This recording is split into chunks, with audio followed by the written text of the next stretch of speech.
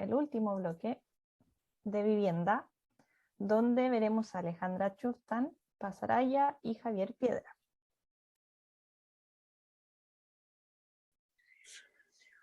Muchas gracias.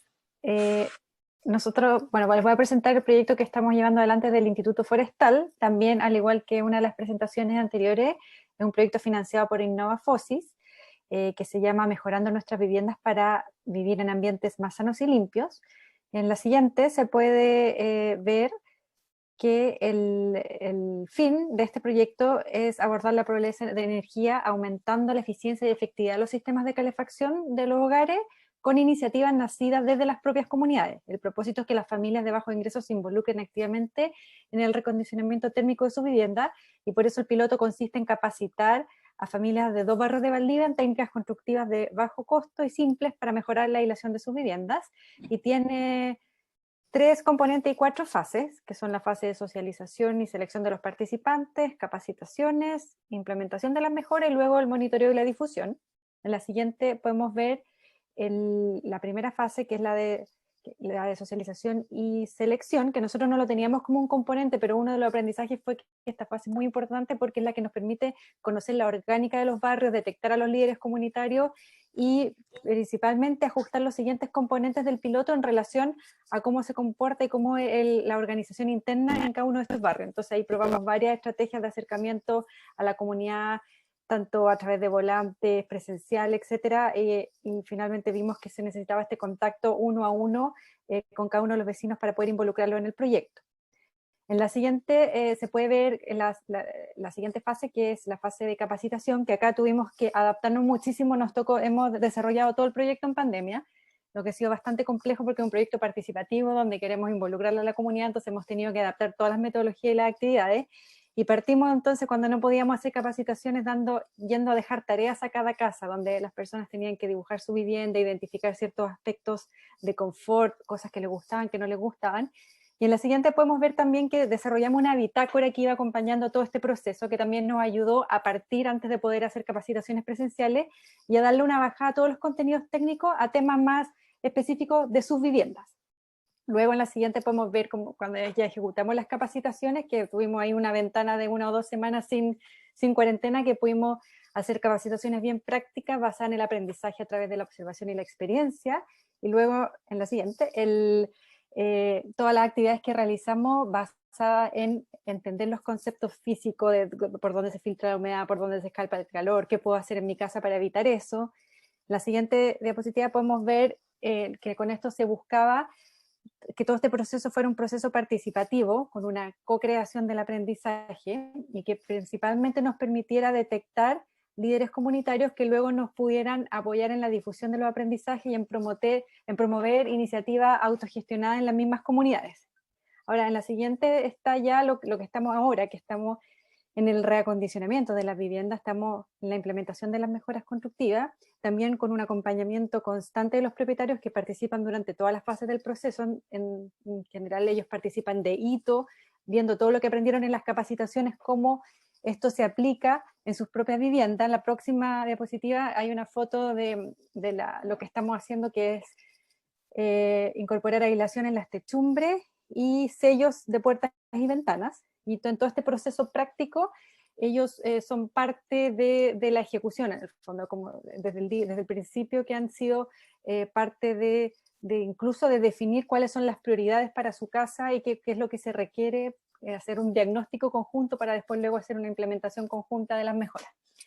Y en la siguiente diapositiva podemos ver el proceso que estamos ahora, que es el proceso de escalabilidad. El proyecto fue seleccionado para ser escalado a un programa de política pública, y ahí es un tremendo desafío, porque en el fondo cada barrio es muy distinto, y uno de los grandes aprendizajes que tuvimos es que hay que tener un componente al principio de todo este proceso que sea un componente diagnóstico, que nos permita no solo levantar datos técnicos de la vivienda, sino que también hacer el levantamiento de datos socioeconómicos, identificar quiénes son los líderes locales, quiénes pueden impulsar esta iniciativa, y también entender, como les decía al principio, la orgánica de los barrios, porque con ese diagnóstico, con esa metodología, ya se puede desarrollar los componentes posteriores de acuerdo a las características de cada barrio. De hecho, en este proyecto trabajamos con 2 barrios que están muy cerca, separados por una calle y donde las viviendas son iguales, pero la orgánica de los barrios es muy distinta y eso nos permite justamente comparar qué diferencia hay en el proceso de implementación en la medida de que las comunidades funcionan de distintas formas y que eso tiene que ser parte también del proyecto más que solo el tema técnico de las mejoras constructivas. Eso. Gracias. Gracias, Alejandra. Vamos a ir a continuación con Paz Araya, pero voy a detener un segundo esto y vamos enseguida a su presentación.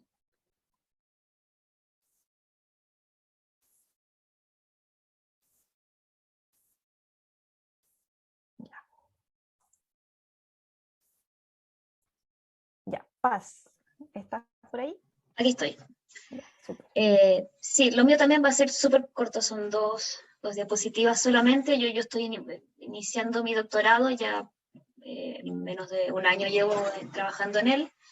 El nombre yo lo dejo en inglés más que nada porque ahí tengo un juego de palabras entre fitting y retrofitting, viviendo en casas heladas en Chile. La idea es hacer un análisis de las prácticas relacionadas con confort térmico y las prácticas sociales relacionadas con la mejora de las casas en el sur de Chile. La idea es poder interrelacionar estas prácticas, poder ver cómo desde el análisis de una y la otra se pueden evaluar las posibilidades y la disposición de las personas a mejorar sus viviendas que están con problemas de confort térmico. La idea es que desde el reconocimiento de las prácticas se vaya a ver cuál es el impacto del diseño en acciones y políticas públicas para mejora de la vivienda.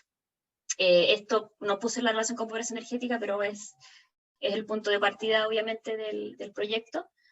Está pensado en prácticas tanto relacionadas para regular el confort térmico ante altas y bajas temperaturas también. Estoy evaluando ambas opciones. El financiamiento es de ADBK Chile y en realidad todo lo que tengo, voy a ser súper breve, podemos ver la siguiente también. En el fondo, lo que yo estoy haciendo es una aproximación a dos tipos de prácticas, cuáles son las prácticas dentro de las viviendas relacionadas con confort térmico, cómo estas prácticas se relacionan con la tolerancia al desconfort térmico, cómo se relaciona esto también con condiciones de inequidad social, con problemas políticos, y también cómo esto se relaciona con la prioridad que las personas le dan a su bienestar, dentro de su bienestar al confort térmico, al estar en otras condiciones o tener que priorizar otras acciones u otras actividades como gastos en salud, en educación, en alimentación, y cómo el confort térmico se va viendo desplazado ante estas circunstancias, y cómo hay ciertos objetos que ayudan a sobrellevar el exceso de calor o el exceso de frío dentro de las viviendas, y al final cuánto de esto incide en que finalmente los hogares decidan no implementar prácticas o mejoras dentro de sus casas, ya que están sobrellevando el disconfort térmico de distintas formas. Y esto se relaciona también con cuánto dura, por ejemplo, las temporadas de calor o de frío. Es distinto, un hogar va a estar mucho más dispuesto a aguantar el desconfort térmico en la medida que, por ejemplo, la temporada de frío tiene una duración muy corta, o lo mismo con el caso del calor. Tiene que ver con cómo se ocupan las casas respecto a cuánto tiempo se ocupan las viviendas, es decir, los habitantes de un hogar que utilizan la vivienda solo para dormir o solo durante las noches, no les va a importar sobrellevar algunas prácticas de confort térmico y no les puede importar, por lo tanto, mejorar sus viviendas. Esto sí ha cambiado mucho, me interesa mucho evaluar también cómo va a cambiar esto con las condiciones de pandemia, en que las personas están habitando por más tiempo sus casas, y también quienes habitan las casas, ya sea rangos etarios, presencia de migrantes, presencia de niños, de población con problemas de salud. Y desde la perspectiva de las mejoras a las casas, las ideas es comprender cómo la mejora a la vivienda, la potencial mejora a la vivienda, se relaciona tanto con aspectos emocionales, con aspectos de estética o simbolismo de la vivienda. Muchas veces hemos visto que la gente prefiere mejorar viviendas desde la estética antes que mejorarla desde la parte de confort térmico, ver si existe realmente esa relación o no, y también entendiendo que existe que las prácticas respecto a la utilización de las casas y a la mejora de la casa se relacionan también al percibir la vivienda tanto como una tecnología que va a tener en relación a la aislación de las viviendas, cómo actúa como infraestructura la casa, la vivienda posicionada en todo un entorno urbano, y también la vivienda como objeto, ya sea por las formas en que se van usando los distintos espacios de la vivienda. Entonces la idea es aproximarse desde estas dos visiones de las prácticas para ver cómo entre ellas se interrelacionan y ver cómo puede influir esto en el diseño de políticas públicas de mejora a la vivienda. Y me había olvidado de mencionar que la razón de hacer todo esto es porque hoy en día esto es para vivienda existente, clase media, bueno, la clase media inexistente también que está en Chile, y la idea es pensar justamente las políticas públicas pensadas hacia este grupo, es decir, las que no son de subsidios. Hoy en día se están pensando en créditos blandos. Los créditos blandos dependen de la disposición de las personas a adoptarlo, por eso a mí me parece importante analizar este tipo de prácticas. Eso. Muchas gracias, Paz. Y bueno, vamos con las últimas dos presentaciones. Ambas son de Javier Piedra y las va a compartir él mismo. Solo te pedimos mantener el límite, en tu caso 10 minutos máximo, porque son dos presentaciones. Muchas gracias. Muy rápido.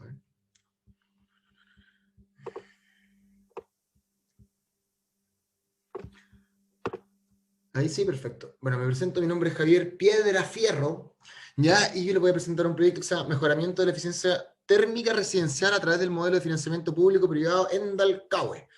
Yo laburo como director ejecutivo de la Fundación Energía para Todos.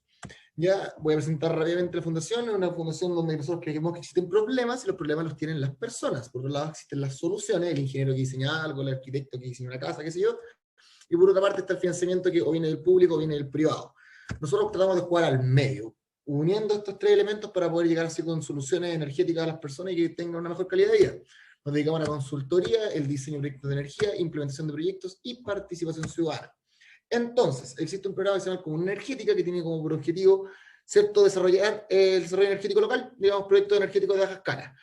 ¿Cuál? Con su principal herramienta, que son las estrategias energéticas locales. Con ello organizan un poco los municipios y desde ahí analizan el escenario energético, estiman los potenciales de energía renovable y eficiencia energética, generan una visión local, o sea, energética para la acción local, e involucran a la comunidad en el desarrollo energético de las comunas. Este trabajo nosotros ya lo hemos hecho en 8 municipios, de hecho hoy día partimos con el 9, en el Quisco.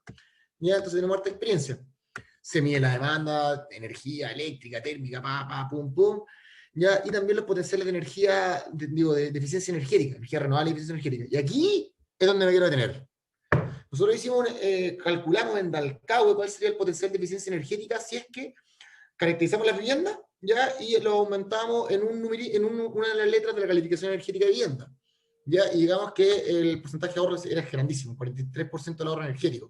Y dijimos, bueno, la aislación térmica es la clave. ¿Cuáles son las barreras institucionales? El subsidio del Estado es focalizado, solo viviendas sociales o viviendas con avalúos fiscales muy bajos, las viviendas deben estar regularizadas. Ya, en la realidad no hay nada regularizado, o no sé si nada, pero poco. ¿Ya? Financiera, no existe crédito para proyectos de aislación térmica, sí salió algo después. Ya, el mercado, no existe un mercado maduro y competitivo y en todo Chile, ¿cierto? Al menos eran un poco nuestro diagnóstico. Y la educación en cuanto a la educación de la población, la eficiencia energética no es una temática que la mayoría de las personas conozcan, se tienen hartas barreras. Pero después salió el programa de inversión energética local, al cual postulamos, donde nos pedían un 40% del proyecto, o sea, cofinanciamiento un 40% de la lucas, ¿ya? Y que se promuevan modelos de negocio asociativos, innovadores, y esto, lo otro, público privado, ¿ya? Y que tuvieran una factibilidad técnica comprobada. Entonces nosotros dijimos, ya, pues, podemos calcular la demanda energía, o sea, la demanda de energía térmica de una vivienda a través de la calificación energética de vivienda, podemos resolver el tema técnico, a través del crédito verde del Banco Estado también podemos resolver el problema financiero, si es que la familia, digamos, no, o si es que los beneficiarios no tenían las lucas, digamos. Y con participación ciudadana involucramos a la municipalidad de Dalcahue. Entonces ahí dijimos, ya, en Dalcahue el 94% del consumo de energía térmica es leña, el 54% de las viviendas fueron construidas pre-2000, por tanto no consideran ningún tipo de aislación térmica certificada, y los vecinos, la verdad es que también en los talleres de participación ciudadana que realizamos, nos decían aislación térmica, ellos le dicen hay que abrigar las casas. Ya, eso era lo que había que hacer. De ahí creamos el mejoramiento de la eficiencia térmica residencial del Dalcahue, que adjudicamos, ¿ya? ¿Y de qué se trata? Aislar el techo de las viviendas a 3.000 metros cuadrados, nosotros calculamos para más o menos 80 viviendas, me equivoco, 80 metros cuadrados, 37 viviendas, ¿ya? Capacitación de eficiencia térmica residencial a beneficiarios y otros vecinos de la comuna, para la reducción de infiltraciones, el uso eficiente de la leña, o sea que también les pasamos esta maquinita para poder leer la humedad, ¿ya? Y gestionar la energía, porque en el sur pasa mucho que la gente se muere de calor dentro de las casas y lo que hace es abrir la ventana, entonces hay que tratar de como explicarle un poco ahí que hay que gestionar un poco eso mejor. Nosotros con esto llegamos a, como les decía, alrededor de 37 familias y creemos que podemos llegar hasta un 45% de ahorro de lo que gasta una persona en leña, que es lo que más consumen en Dalcahue. Está en dólares esto porque ya saqué de la presentación que toca hacer, pero quedémonos con el porcentaje. Creemos que con el proyecto podemos llegar a un 45% de ahorro. Yo creo que ahí está la clave del cuento. ¿Ya? El financiamiento privado que hicimos, nos juntamos con el Banco Estado y le dijimos, oye, su crédito es súper complicado, entonces ¿por qué no armamos algo juntos? Y lo creamos a través de un contrato con un notario, y armamos un cuento para que el Banco Estado pueda facilitar el cofinanciamiento, pero eso se pueda ir a la inversión y no que pase al vecino y que después el vecino pague, porque ahí corremos al riesgo que no pague. Eso ya pasó en otro proyecto por ahí por el norte. Entonces ahí lo afinamos bien con el Banco Estado, un cierre del Banco Estado, nada que decir. En términos de eficiencia económica, este proyecto es eso, agregación de demanda. Ya estamos agregando demanda para poder bajar los precios del proyecto, y el rol de la municipalidad, que es clave, porque nos da la espalda institucional, nos contacta con los vecinos y funde la iniciativa. Los resultados los adjudicamos, como les decía, $64.500. En verdad fueron 49 palos, 49 millones, que fue lo que levantamos. Ya con, bueno, gracias al programa Comuna Energética, la Agencia de Sostenibilidad Energética, el Ministerio de Energía, la Municipalidad de Dalcahue, ahí estamos nosotros, Energía para Todos. Estado de avance, porque esto lo empezamos a hacer en enero nomás de este año. Estamos difundiendo en los medios locales, radio, prensa escrita, nos ha ido bien, tenemos más de 150 familias inscritas, ¿ya? Y que ha sido todo un tema, porque tenemos que ir a verlos, ver la casa, los planos nunca existen, entonces tenemos que nosotros mismos hacer los planos, pues calificarlos energéticamente, y todo un leseo, pero al final es importante porque llegamos con la información de cuánto la gente se podría llegar a ahorrar, que es el número que le importa a la gente, porque a la gente lo que le importa son las lucas, ¿ya? Entonces, hoy hay mucha gente que tiene mucha conciencia medioambiental y todo esto, pero al pan vino vino, a la persona cuando tú con el tema de las lucas, engancha.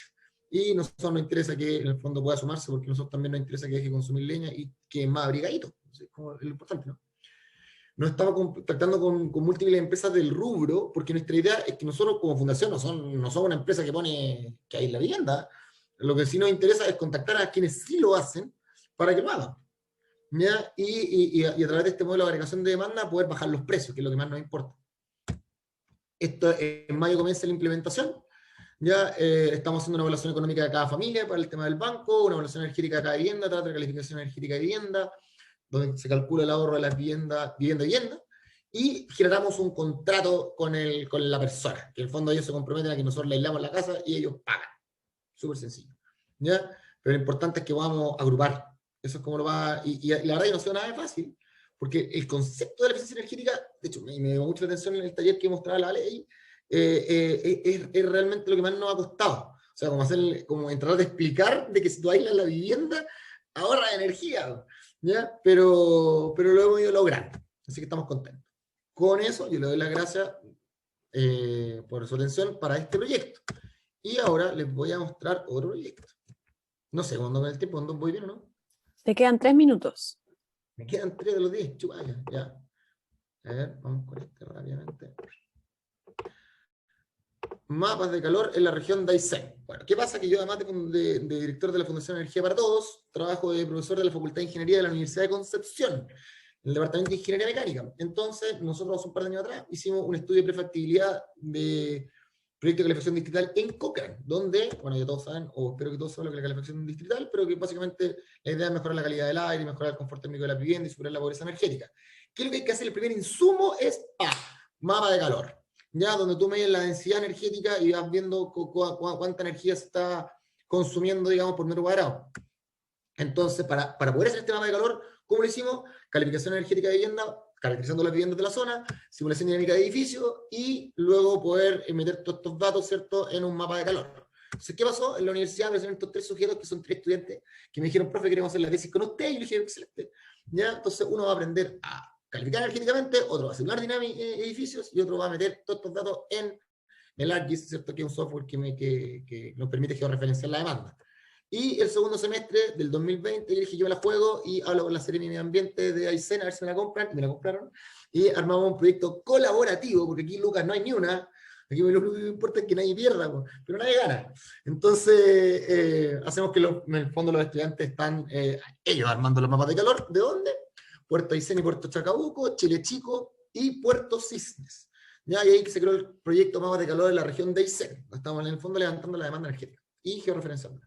A esto después se nos sumó la red de pobreza energética de la Universidad de Aysén, incorporando la medición de la pobreza energética en el territorio, y se generó una encuesta a partir de la experiencia de la Fundación y de la red PE. Y el Ministerio de Energía también se nos sumó toda la parte de calefacción distrital, donde nos validaron metodológicamente y van a publicar también nuestros resultados, lo que estaría bueno. Además de que también nos ayudan con el análisis de resultados.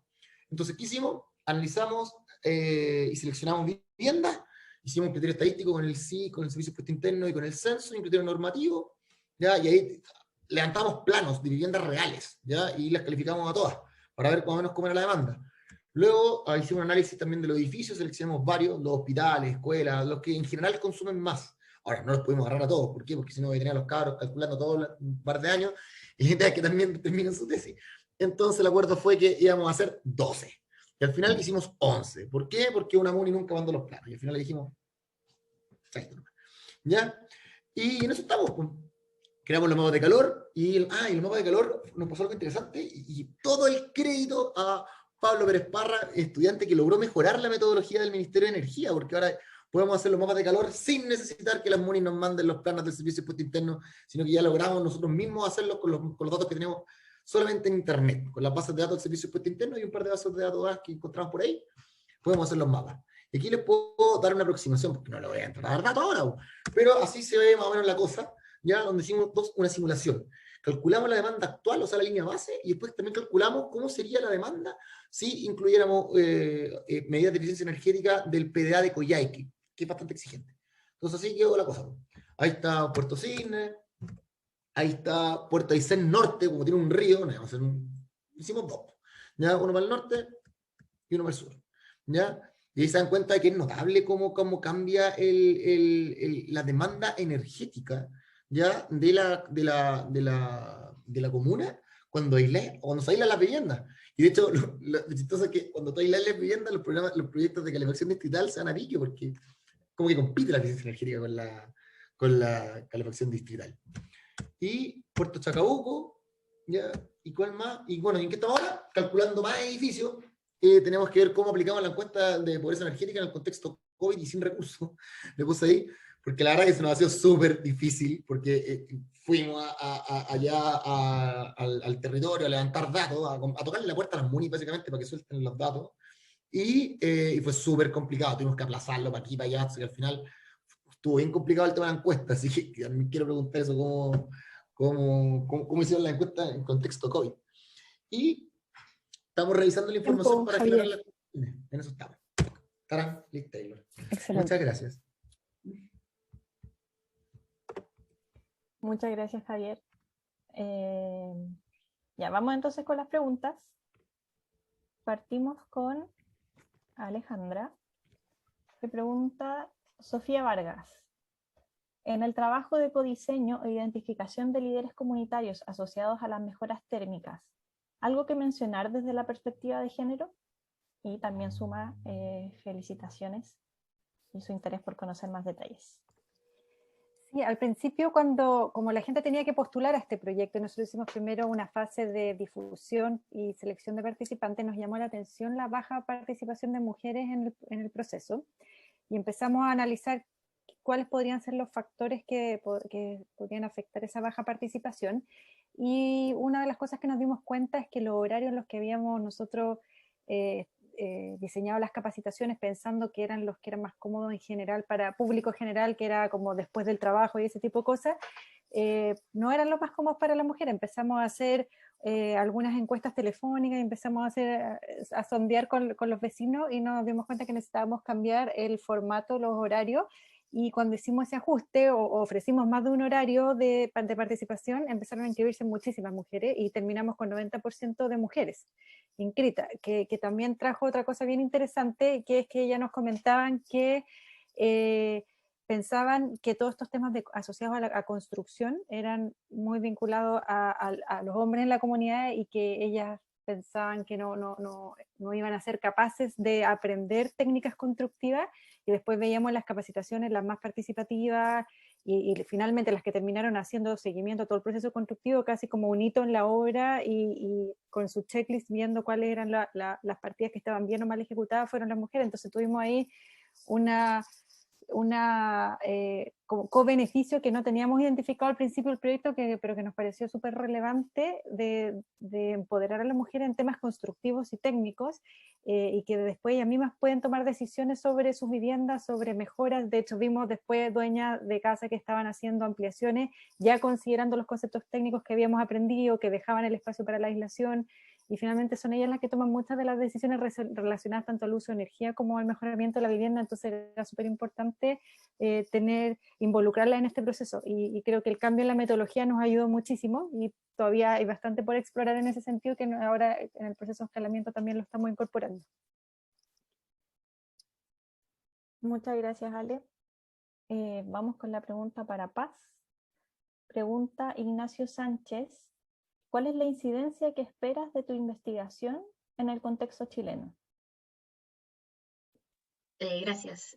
Sí, la verdad es que el proyecto está totalmente diseñado para el contexto chileno. No lo mencioné muy en detalle, pero mi punto de partida para el proyecto es cuestionar o ver las posibilidades que hay de acción en los grupos de viviendas de clase media, justamente ante la posibilidad de que lo único que se le ofrezca como política pública o como acción a estos grupos sea el acceso a créditos o la disposición de capital para la mejora de vivienda.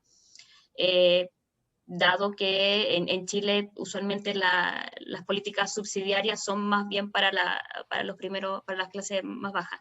Entonces, la idea es llegar a ese punto de argumento. Son 4 años de doctorado, ese ya es el objetivo final, pero la idea es que las prácticas sean orientadas desde esa perspectiva, y que sea justamente desde la investigación de las interrelaciones con el contexto de desigualdad social y con los distintos problemas que afectan a Chile.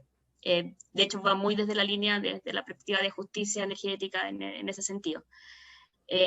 Eso, y particularmente quiero evaluar, bueno, estoy considerando la ciudad de Chillán, que sea ahí la evaluación de las viviendas, aunque ahora, bueno, ahí estoy en conversaciones con Alex para ver si sumo Villarrica, Victoria, y también si alguien tiene algún acceso a las posibilidades de acceder a entrevistas. La idea es hacer etnografías en ciudades que sean adecuadas para este objetivo. Muchas gracias, Paz. Y vamos, por último, con la pregunta para Javier, que dice Matías Plas: en el programa Inclusión Energética en Renca tuvimos la sorpresa, no tan sorpresa, de que muchos usuarios y usuarias pudieron participar casi exclusivamente por el retiro del 10% de la AFP. ¿Les pasó también algo que les comentaron acerca del 10%? ¿Cómo podríamos seguir avanzando cuando pase esta pequeña ventana? Fue terrible porque fue un problema ético. Yo no voy a cómo le hacía a la señora que gaste la plata que no tiene para comer, que también entiendo que es muy importante que se aísle. Pero sí, también nos pasó. Hoy gente nos decía, ya, si yo, esto es súper importante, me la juego en el 10%. Sí, pues sí, pasa, pero no. Sí, cuando la gente nos decía que se la quería gastar, ya bien, pues. Pero la verdad es que nosotros tampoco fuimos a decirle, señora, gástese su 10% a nosotros, mira, aquí está la papa. No. Tratamos de que pudiesen determinarlo como ellos quisieran. No tratamos de vernos ahí.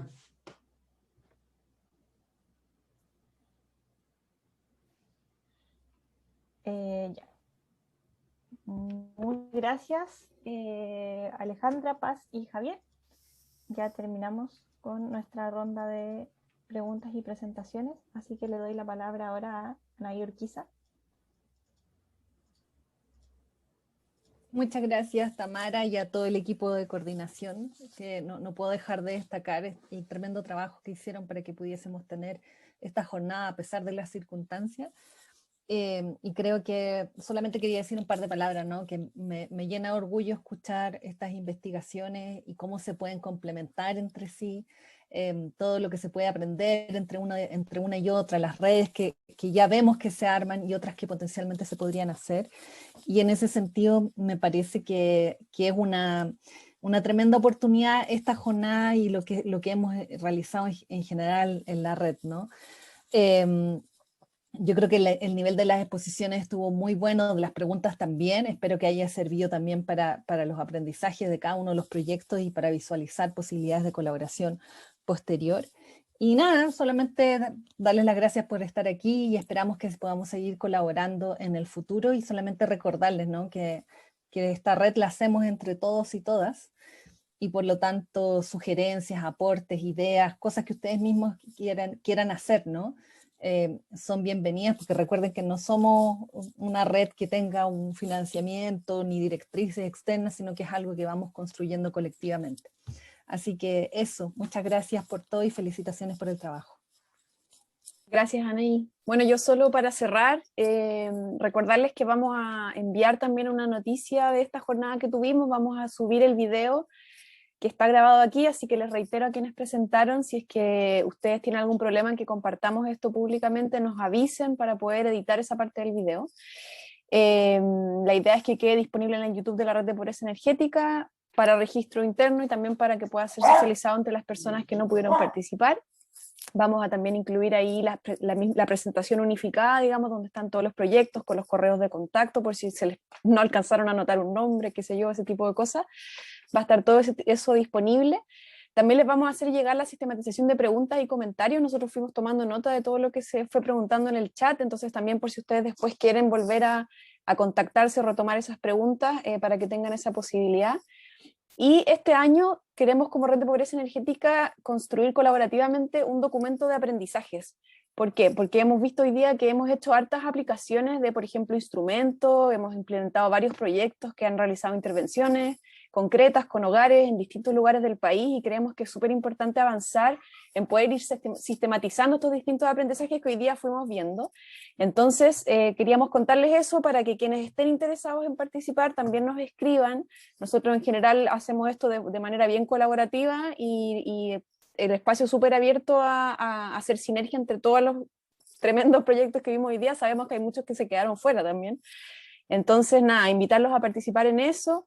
Y mencionar que el segundo semestre queremos replicar esta iniciativa, pero orientada también a los estudiantes. Entonces, que si tienen estudiantes que estén realizando tesis en temas de pobreza energética, también que los inviten a formar parte de la red, que se suscriban para que puedan acceder a los materiales y poder también todos ir avanzando en construir estos enfoques bueno, y en abrir estos espacios que nos permiten nutrirnos entre todos y aprender más sobre este tema y poder generar instrumentos que sean lo más robustos posible.